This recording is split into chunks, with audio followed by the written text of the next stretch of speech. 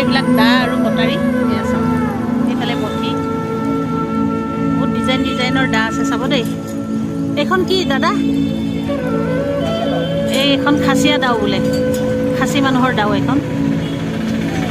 আৰু এখন চাব দেই এইখন গাৰো দাও বোলে অঁ আচ্ছা আচ্ছা আচ্ছা আৰু এইবিলাক হ'ল আপোনাৰ ব্ৰিটিছ আৰু এইবিলাক এইটো কি না দাও হা অঁ